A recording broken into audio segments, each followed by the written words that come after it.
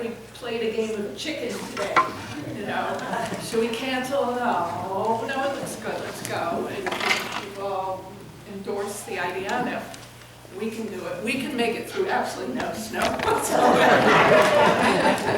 So before I introduce our speaker, I just want to plug 2 events coming up at the library in 3 weeks. We have the annual winter jazz event. It's called Winter Swing. It's on the 13th. It's wonderful food made by a whole lot of dedicated volunteers from the library. And so it's for $30 plus a cash bar. You can eat yourself very happy state. And tip is included in the $30. I don't know about the bartenders. And then the following evening we have the après-ski Cornwall Cocktail Classic. That's for people with children or this size, because we have a movie for the kids and cocktails for the adults and a violinist who appeals to them both. So that's on the 14th. So buy your tickets, not tonight. Well, you could. I'll send them. Or, during the week online. And so we have a wonderful event for you today with somebody who knows an awful lot about rugs, but then I think there's some people here who know some things about rugs. And she comes by her knowledge genetically, I suppose. If you grew up here in Cornwall, as I did, and many of you did, her grandfather was Archie Jam Gotchin.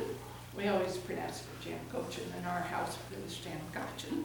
And he had his, he was a rug dealer, and he had, his fine rugs were in Debbie and Bart Jones' barn. And then when he branched out into sort of more commercial rugs, he was down in Cornwall Bridge, where the Cornwall Rug Shop is. Is that what it's called? It's close. And I would like to introduce Kristen Bedell, who will tell you what these fabulous rugs are and everything she knows and everything you should know about rugs.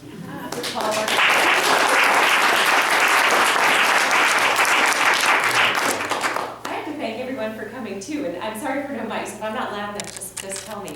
But I mean, I was out earlier today and I got windburned, so I'm impressed that everybody is here. And as Nora said, I think so many of you, had the great pleasure of knowing my grandfather, and I was fortunate to learn a great deal from him, and then also from many of his associates, some of whom became mentors as well as suppliers of inventory. So I've been working with rugs for probably a little over 25 years, and yes, time goes quickly. And in the past 8 years or so, I've seen really a lovely evolution of my career to working not exclusively with rugs, but designing the rooms that also go with them. And so that's really been very fun for me. And that's one of them up there. So it's a beautiful rug in a nice setting. So I think one of the great challenges for lay people when they're trying to get to know rugs is the huge asymmetry of information. And as Nora alluded to, rug dealers are sort of one step away from car dealers in most people's minds. My grandfather generally tried to buck that trend, and people used to refer to him as a gentleman in a business in which there are not very many gentlemen. And I think that's really true, and I've tried to continue that. And I think the other real challenge is just being exposed to rugs. It's hard to be in a situation where you have a lot to see and it's not the pressure of a shopping situation. My design associate recently expressed an interest in learning about them, and I took her to an auction preview at Sotheby's. And that's a wonderful way to just look at hundreds of things without anybody staring over your back or anything like that. And a couple rugs in, she said, "Oh my God, that's the most beautiful thing I've ever seen." And an hour and a half later, after we had toured the room, I came back to it again with her and I said, "Well, what do you think now?" And her opinion had totally changed. So I can't promise to do that for everyone tonight, but I'm hoping that everybody will leave with kind of a fresh perspective or a new way to go home and look at the rugs that they have. But when I was trying to think about structuring my remarks tonight, I asked some people what I should talk about, and I also thought about the question that I get asked most frequently, which is, how do I tell if it's any good? I have this rug, but is it good? Is it valuable? And I think it's really true that just because something is old, it doesn't make it a great piece of art. Some old rugs are just that. They're old. and it sort of stops there. You know, and there are a couple of different components to determining value. Certainly one is structural, and you know, if a rug is compromised some way in terms of its condition, that will devalue it. And the other more elusive, subjective piece is the aesthetics. And you know, that's a little bit harder to quantify. But for me, the idea of value really is age, condition, and the beauty and the rarity of that rug relative to other examples of type. And then once you get into different types, that's when it gets super subjective and very personal.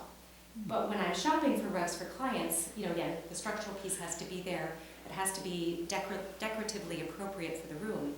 And then also I'm looking for that little something that makes it not just a rug, but a rug. And you know, in the trade we say that's a rug man's rug. And so that's always what I'm looking for. And so much of that for me really comes down to the colors or the hues in the rug and how they're deployed.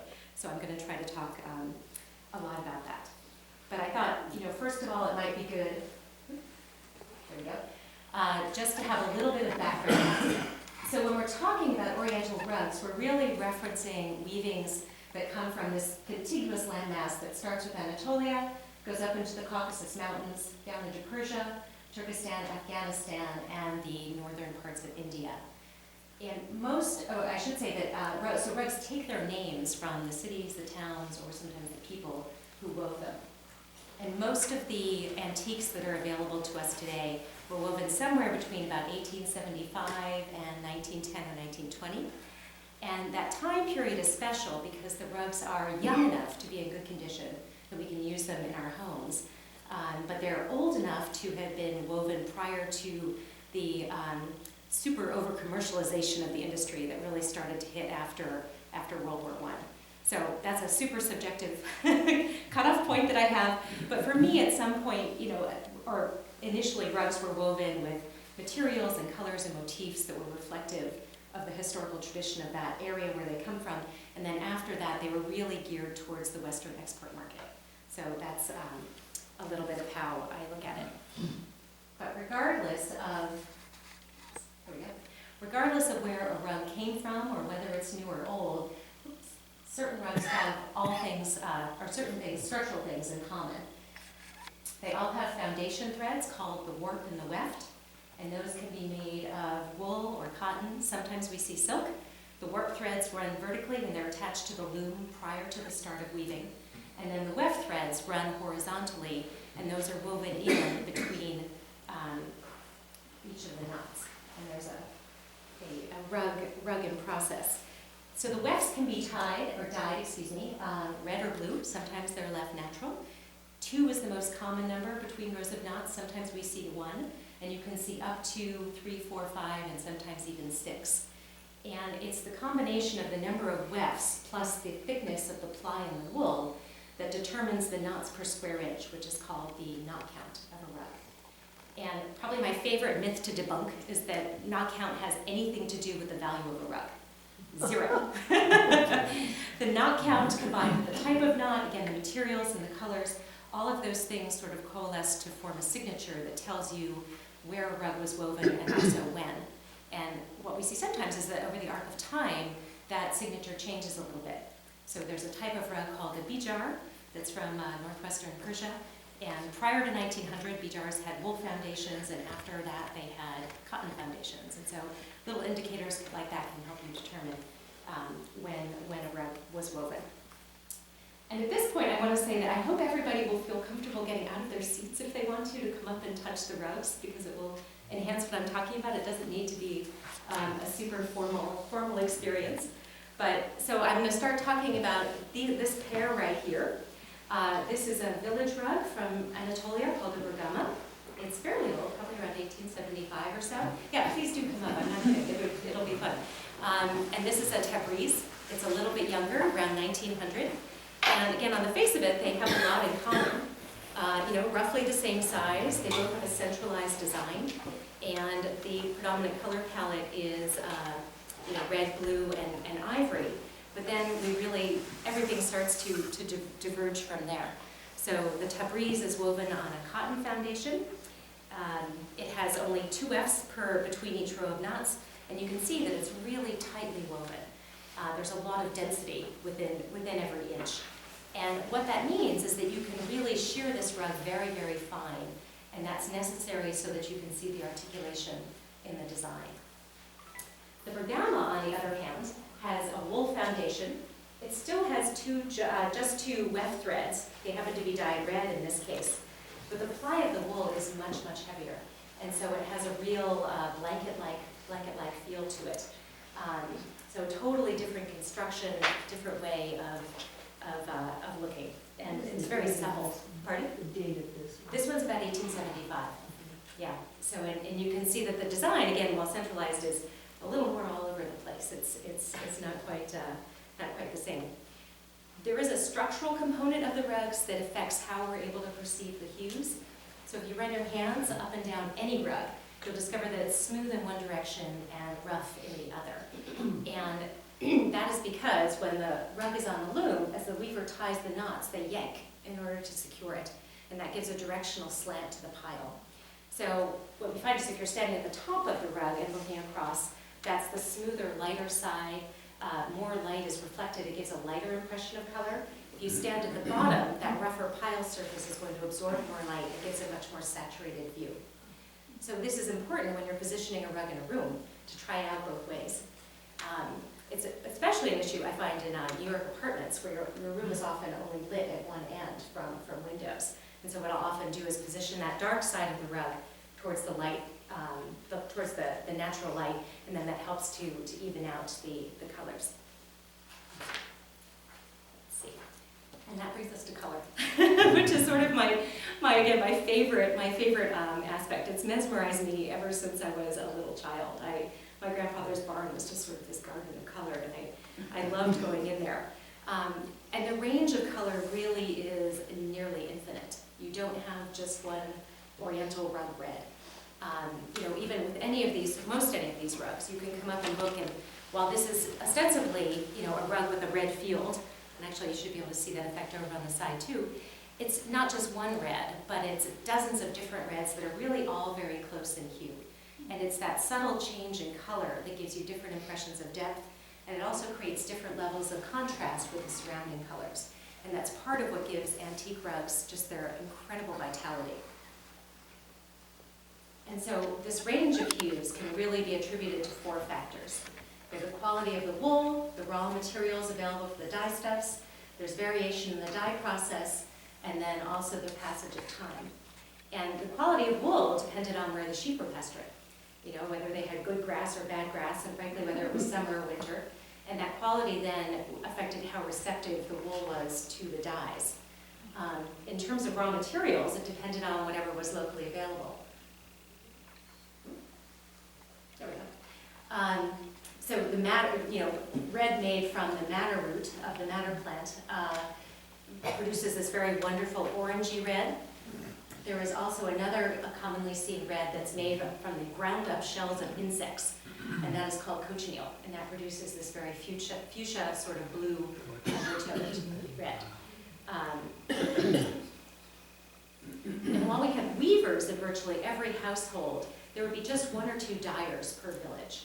And the reason for that was, first of all, that the dye stuff was very expensive, and so it made sense to concentrate that with just a few individuals. And also the application of the dyes was an incredibly time-consuming and laborious process.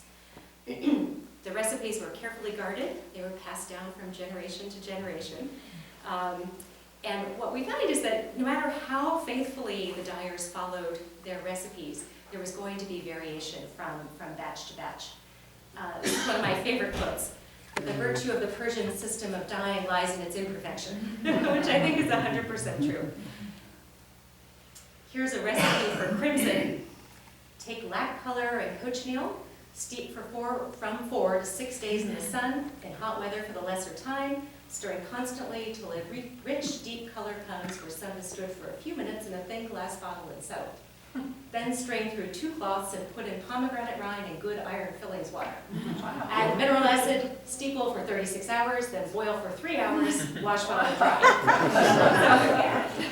I think it's fairly obvious that lots of different variations could happen while you're following this same recipe. And while that might not have been noticeable at the time, those variations really affected the wool as it aged. And so the colors softened and blended at different rates. And that produces an effect called abrash. And again, this is something that you see not necessarily from one rug to the next, but within one rug. And this Tabriz is a beautiful example. You can see, especially in the blues, how they shift in color as you go down. And that's probably the best example up here, I think, of the abrash.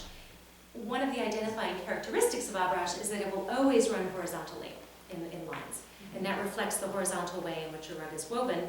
So when the weaver finished with one batch of wool, they would pick up the next and continue. So this rug also has abrash. And again, you will have to come up to feel this, but I'll try to show you. There's a shift in color, a shift in dye lot that occurs right here. And it's a little bit subtle. You can see it a little bit more pronounced if I turn over the back of the rug. Again, there's the horizontal. But what actually happened here was that the change in recipe, whatever it was, it caused the wool to corrode a little bit more.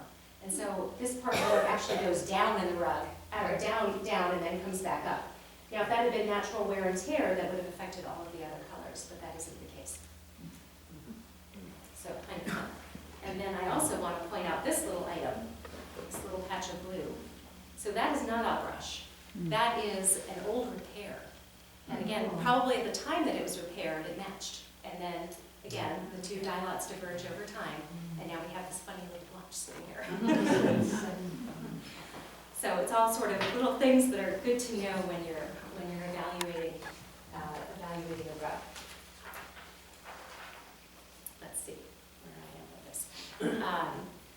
So now I'm going to introduce an example of a younger rug. And this is a kashan. It was woven in the 20th century. And it's, a technical marvel, really, in terms of how it's done. The design is perfectly executed.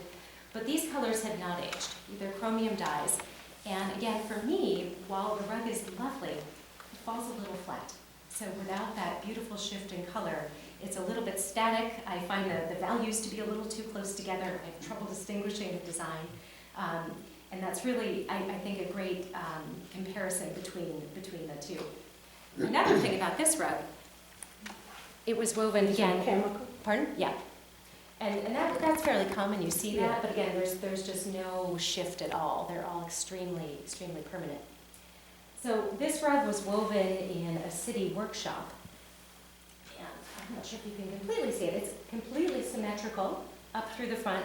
And the other thing that's really fascinating are that the corner designs, you see here, there's this element, they have mitered corners. So here's the design, and then it flows, and it perfectly matches as you go all the way around. Not possible to do when you start at one end and go to the other. So in a lot of city workshops, the task of designing the rug was actually separated from the weaving. So someone would design it, they would create a cartoon or a talim, and then the weaver would execute the design. Which is not to say that we don't see that with older rugs. So here is also a city workshop rug from Kerman. And it's got a lot of similarities to the kashan. It's a directional design. It's symmetrical. It does have also the mitered corners, so we know it was planned out ahead of time. But this one is much older, from the late 1800s. It also has a cartouche at the top, and very often city workshop rugs were commissioned. And so this likely is the person who the rug was woven for, not so much the workshop that wove it. But again, even though this rug has a lot of technical perfection to it, I find it much more appealing. That might be my own personal taste. But there's a wonderful depth to the design. And part of that comes from the greens have oxidized a little bit, so you actually do have some differences in depth. The blues have stayed really very fast, and then the cochineal and the fuchsia colors have mellowed out somewhere in between. And it just gives you a lovely perspective when you're looking at it. What I also happen to like about this rug is that the main border, this larger piece here, uses exactly the same colors as the field. And the only thing that makes it stand out and distinguish it are the groups of flowers.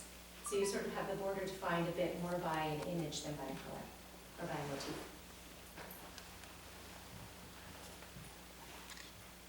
I get carried away, that's why I keep referring to this. I don't want to go off on a tangent. So kind of the opposite of the city, I'm going to bring this one over here so you can see it. opposite of city weavings are nomadic weavings.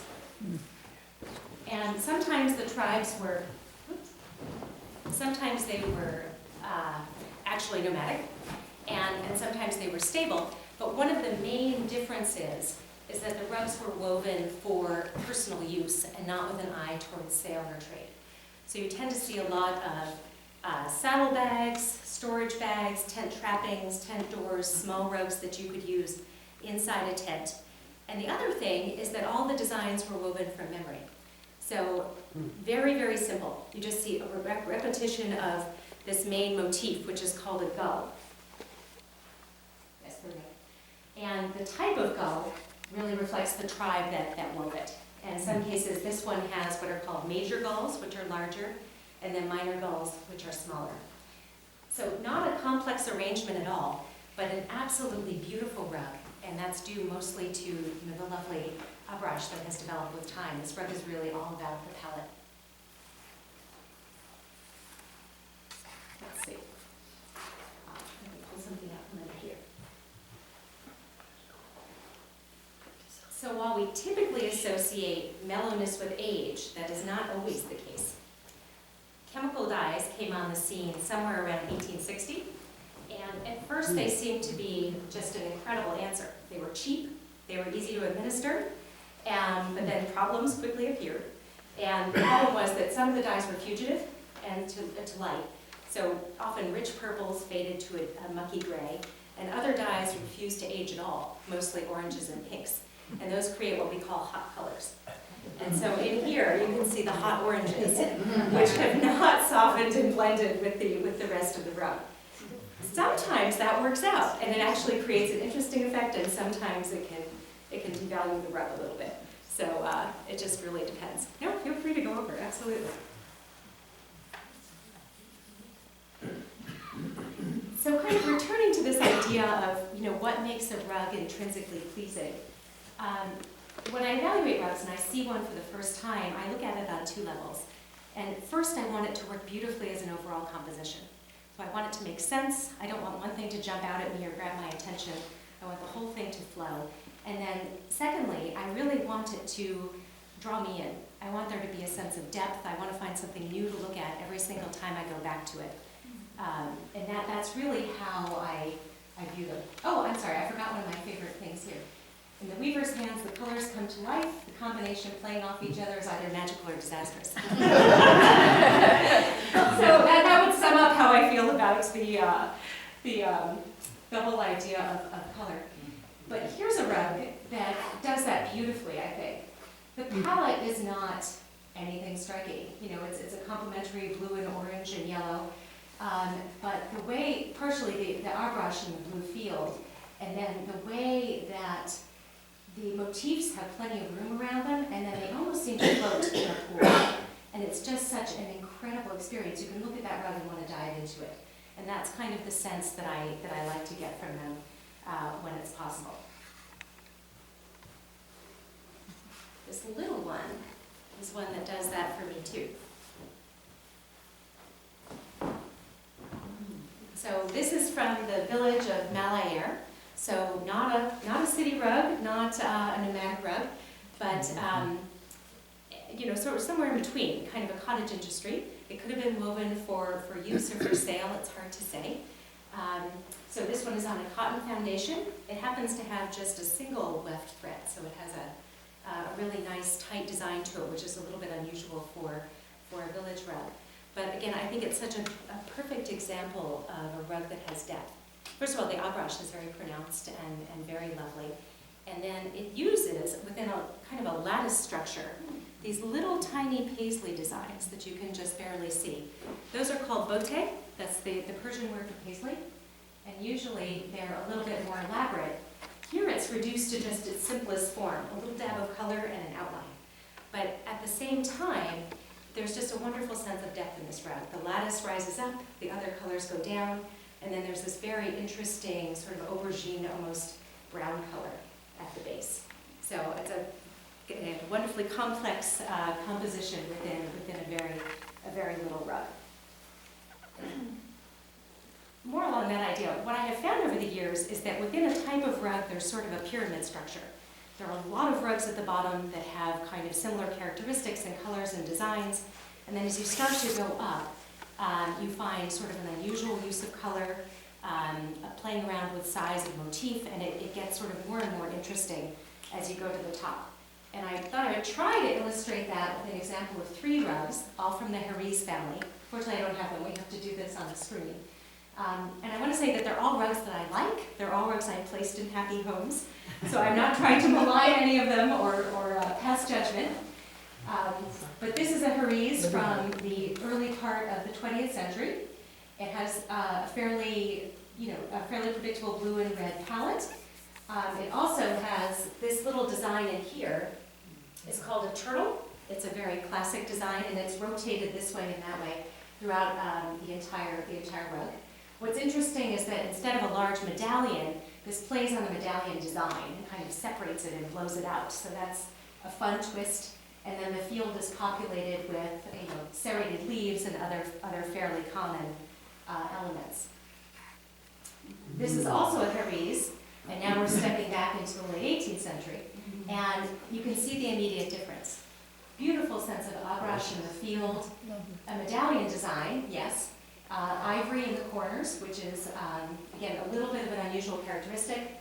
We have the same turtle motif. As I liked with the Kashan, I also like that the field color and the border color are the same, and that gives an evenness to this rug, which is really, really beautiful. And if you compare the two together, I sometimes say that part of what you pay for in a rug is air and space and breathability. And there's a breathability to the rug on the right that you don't quite have with the one on the left. You can really see everything and understand what's there. This rug actually falls in between the two in terms of age. It's also a Harries, and what makes this rug so extraordinary is the ivory field and the extremely unusual field motifs. So you have these beautiful palmettes. The color combinations are perfect, they're interesting, they're intricate. There aren't that many of them. It's actually the same motif repeated over and over again, but the color combinations change. And then all of that is supported by this lovely navy lattice that connects into the navy of the border, which also is not a particularly unusual design. But the way that all of that comes together makes that really, it's a kind of an extraordinary progression of the pyramid, if you will. This is another example of a Harries, this one much older, that does the same type of thing as the last one. And finally, another example, again, back to a very traditional layout, but what's so remarkable about that is the size and the scale of the border. It's very outsized, the motifs are unusual, and it's just a really fun twist on how the rugs are usually done. And I have to say, a rug like that can be a little tricky. You can't have low ceilings and work with that rug. It's a little too dominant. So it's sort of fun to think about, using typical things in atypical ways. And then I thought I would finally say, oh yes, yeah. Are you shooting from the top of the rug or the bottom of the rug? Or are you shifting? I do not recall. Okay. That could be either, to be honest. Okay. Sometimes what happens if I have to take a picture is that, well, first of all, the iPhones are dicey anyway, but I actually will see which gives me the most clearest, or which gives me the clearest representation of the actual color. So it depends. Often I'll do both and then use whichever one seems best. Kristen? Yes? What's the size of that rug? I have to dig in my mind for that. I want to say that is somewhere in the, it's one of two things. It's either 10 by 15 or it is smaller, closer to 8 by 11. Big. Yeah, it's a large rug, yes. Yeah. No, we're not in this size cap. I would love to have brought some of those, but that would have taxed my family's muscle. Are there any more questions about this before we talk a little bit about condition? No. Okay. And I do think that being able to evaluate a rug's condition is one of the more important things. And it's good to be able to see something that you like and think it's beautiful, and then objectively say, you had a little work done. good to be able to tell. And sometimes if you will see rug dealers, one of the first things they do is smell a rug and go like this. And what they're looking for is a condition called dry rot, where the foundation has gotten wet and started to crack. And you can actually hear it when it goes back and forth, and it will smell mildewy. And that, unfortunately, is pretty much, you cannot recover from that. So anything, you just have to walk away no matter how much you love it. But in general, repairs are not always a bad thing. I mean, they're very often necessary to maintain rugs. The weakest point in a rug is going to be the side or the end. And for example, this rug, the side of a rug is called the selvage. And in this particular one, the selvage obviously wore away, and instead of being repaired properly, this is a machine-made selvage that was just stitched on. So that definitely takes away from the original aspect of this rug. I think the Teke here has the nicest original selvage, probably of any of the rugs. And then some of them, you can look along, I think it's on this one, maybe at the other end, you will see points where it was original, but then was repaired. The ends are also another place where, let's see, I have to come around here, where rugs are vulnerable. This one, I thought about getting my rugs fixed before this talk, and then I thought it might be good to be able to show everybody the problems. Here we are. So this one has a little bit of a wear and a hole starting. And to repair this, you would actually need to run new foundation threads and then weave in all the rest of the knots. And this is the type of thing where if you start to see something going, you should get it fixed right away. Because early on, it's an inexpensive and easy repair, and then it becomes much more complicated. One of the other things to know is that, or in terms of preserving the edges, you never want to vacuum over the edges or the ends of a rug, because that just really, really tears at them. It's much better to put the vacuum on top and go up to it and come back. So there's that component. And then we talked a little bit about other repairs, needing to fill in. Again, hopefully this happens in a way that doesn't necessarily not match. The other thing that we see sometimes, and this is again fairly common, is that the ends of a rug will often have been filled in. So if it starts to get to that point, you have two options. You can see that this rug isn't complete on this end because this guard border doesn't continue all the way around. So that tells me a couple of things. First of all, this might have been a much longer rug. It's not uncommon in Zekors, and so it's possible that it was cut and finished off, or it's possible that this part was so worn and it was just simply stitched in. But if a rug has been rewoven, you'll be able to tell by feeling it. So even if your eye cannot perceive that difference, you'll feel the difference in texture with your hands. And again, none of this is bad. It's just kind of good to know that it's happened. There are some nefarious things that happen in terms of color. Usually it's around color. This is a type of a rug called a bakshish, and they're, again, tend to be pretty simplistic in terms of design, but really what makes them desirable is the lovely camel color of the field, the soft colors, and particularly in decorating about 10 years ago, things were very much into neutrals, and thankfully we're moving away from that now. But Oriental rugs are not necessarily neutral items. So there was a big push in the industry for a while, or something that a lot of people were doing, where they would take a brightly colored rug that wasn't necessarily anything great and bleach out all the color. That's called antique washing. Yes. So then you wanted to wind up with this lovely, neutral rug. The problem with that is that the underlying value of the rug really isn't there, and so then they would be sold for high prices.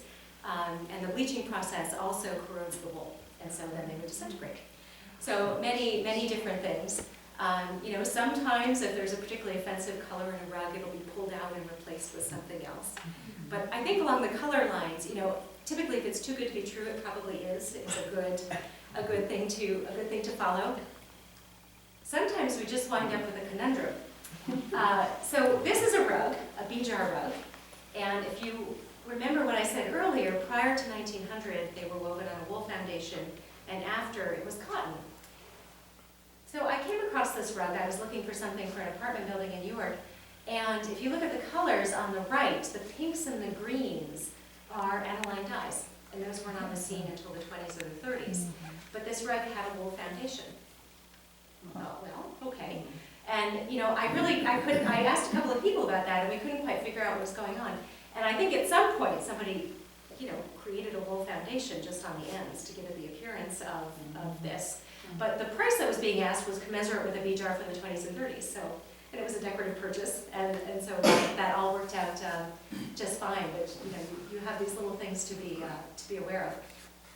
My last anecdote on that front is that years ago, a client came to see me. They had just bought a large house in Litchfield County, and they had a 20 by 30 foot living room, and they needed a rug.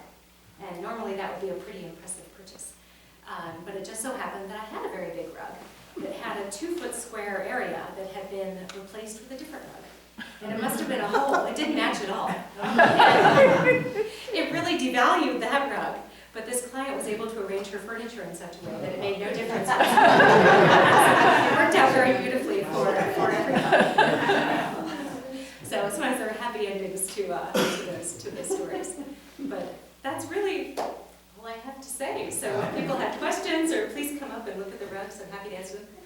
Can you go through and not give a dollar value, but do a sort of like this one is better than this one, so we really understand? I mean, I would pick out the travel rug as my favorite among all those. In terms of, so what I can sort of do is, that's where it gets a little bit tricky. I mean, I would say that, you know, the color profile of this one, while it's technically perfect of the Dachshund, that rules it out for me. It just doesn't have that special thing. The condition on this rug is also a little tricky. You know, it's a little bit worn, it has the hot oranges, it's got this strip across the top. So that, I take that one out. Well, I like the rug that had the blue repair because they liked it enough to repair it. So that gives them the value that they valued it too. Well, this rug is actually pretty valuable. And again, decoratively, I think it's a little more challenging than some of the other ones. But, you know, again, if you come up and look at it later, the motifs are so interesting. And this type of rug is a little bit more rare. You know, again, this detracts from it, but on the face of it, I find this one to be very appealing. I have to say that this one is one of my favorites. It really is. I have it in my bedroom, and it's something that makes me happy every time I see it. As an example of a teche rug, I agree with you. This is wonderful. Gorgeous. It is quite nearly complete in original condition, and if you haven't come up to touch it, the wool quality is just fantastic. So I would put this up here, probably, I would say that these three are the most interesting and beautiful ones here. Yes. What about cleaning the rugs? I mean, How often or when or? Yeah, and how? And how. Typically all they need is a good vacuuming once a week. And I'll get sued for saying this, never use a Dyson. The suction is just so powerful. It's far more than anything that a rug ever needs. And I've actually had clients have issues with rugs starting to the knots start to come out. So don't ever do that. But in terms of an actual cleaning, I mean, unless it gets heavy traffic or dirt or something like that, 5 years? I mean, it really doesn't have to be very often. I think it's more important to do small maintenance than it is to actually clean it. The one thing I would say too, if you end up with a spill on a rug, the first thing to do is to get a couple of towels and try to blot out as much as you can. If it's small enough, you put a towel under and a towel over and just step on it and keep rotating it. A common mistake is to pour water on, and then that just gives you a larger, more diluted stain, as opposed to smaller and concentrated. So first you take out everything you can, and then you add a little, I like club soda personally. You add a little club soda, blot some more, and just keep doing that. And most of the time, that will take out a stain. If it doesn't, it should be professionally cleaned. The other major enemy of rugs actually is water. So if water spills, it can't be left to sit there because that creates that dry rot condition that's so harmful. Yes? Do any of these designs tend to tell a story of any kind?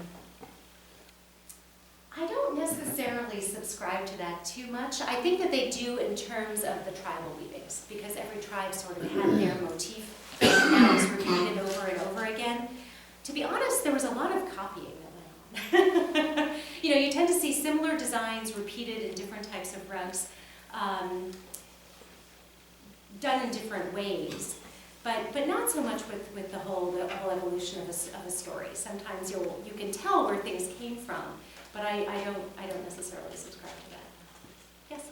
Is there anything significance in the pattern relative to use? For instance, sometimes you'll see something with a very strong medallion in the center, which obviously is centering something. Sometimes you have a heavy border, which then is encircling something. And sometimes the patterns are totally continual, as if you're supposed to. I mean, I just keep thinking that there must be the spatial aspect that they're commanding must have some significance. So I'm asking. The spatial part is more related to the width of the loom that it was woven on. So that's the fixed dimension, and then you could go as long as you want to. So you would never find a teke rug an enormous size, because it just wasn't possible. It was disparate. I mean, the typical Persian room would have been set up actually with 4 rugs. One in the middle in what's called the kele size, which means roughly 3 times as long as wide. And then 2 on the end, which have become our modern day runners, and then 1 across the top. But I think a little bit less in terms of intended use, in terms of the designs. I think it's more spatially what made sense. You know, again, you see medallion rugs in small format and in large format. You don't tend to see prayer rugs in large format because that wouldn't make sense. It's meant for one individual. So to that extent, So with prayer rugs, yes. what's a prayer format? Sorry. Sorry, that's okay. This is what's called a prayer rug down here, and they're always directional designs. They vary by country, and they were literally used for prayers. So Yes. rugs are valuable. So at the same time, you step on them all the time. Yes. So there's a debate there. I mean, I guess they're done so eventually they'll go away, right? Is there anything? Anything we can do? That's right. One thing that helps is to rotate them within the space. We very often have predictable traffic patterns in the way that we walk, and if you're able to turn it, that will help to diversify it a little bit. You know, if you see a point where something is really worn down to the foundation, you can get it fixed, and that will help. But no, it just, over time, they will eventually wear. I mean, this particular apartment building, 10 years ago, I repaired the rug that they had there. And then they used it for another 10 years, and at that point, it was just shot. It was time to give it up. So I don't think so. But again, unless you have a heavy traffic pattern, dining rooms are also a little tricky because the chairs go back and forth, and that really drags across a rug. But no, I think we just have to, you know, the more fragile ones. I do try, you know, if you're selecting a rug, it's good to be aware of how much traffic it's going to take. And, you know, if something is more delicate, put it in an area where it's not going to be walked on quite so much. But, you know, some of these have been in use for a long time. They're still going. Yes. Have you ever dealt with Kashgar rugs?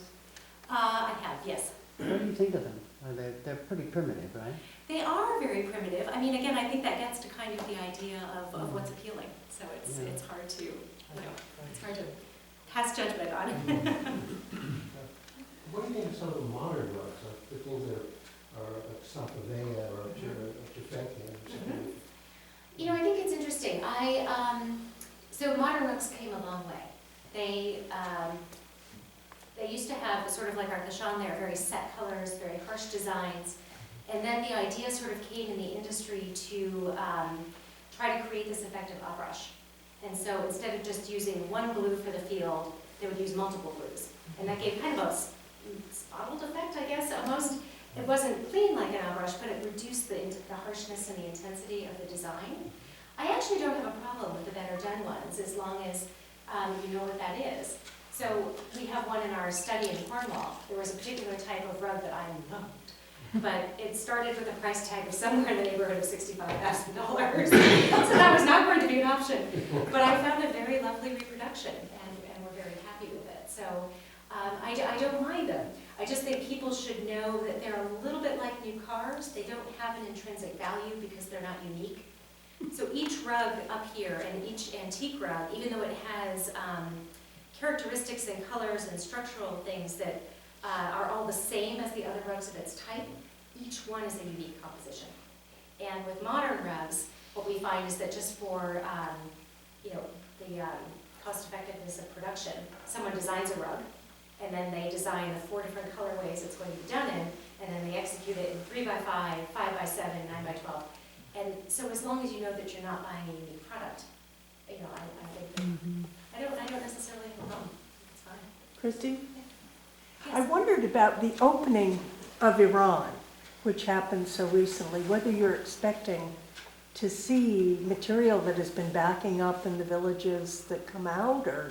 Not in an older rug sense, because No, most of yeah. these rugs left a long time Oh, ago. sure, Where yeah. it will have a huge impact actually is that right now, that's all sort of ludicrous, the sanctions thing, but currently if I bought a Persian rug from Sotheby's in London, I could not bring that into the US. So I think it will have a huge difference in terms of what can move from the auction houses. I don't know very much about modern rug production, it's sort of less, so I don't know if things have been backing up.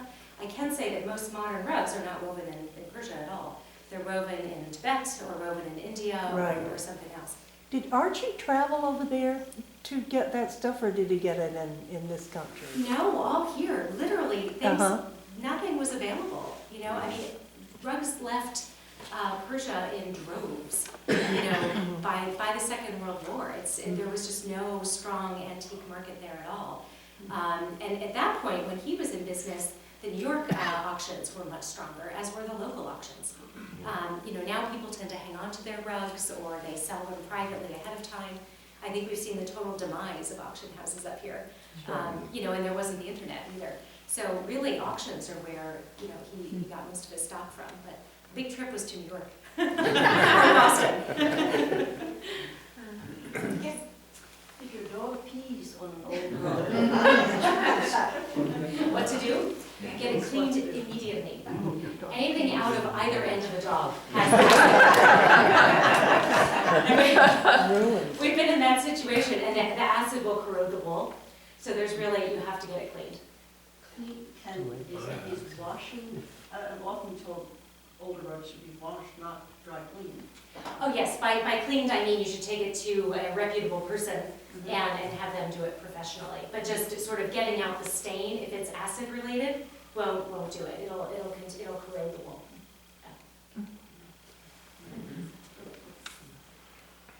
So, I'm sorry. Usually if we have book talk, we sell books.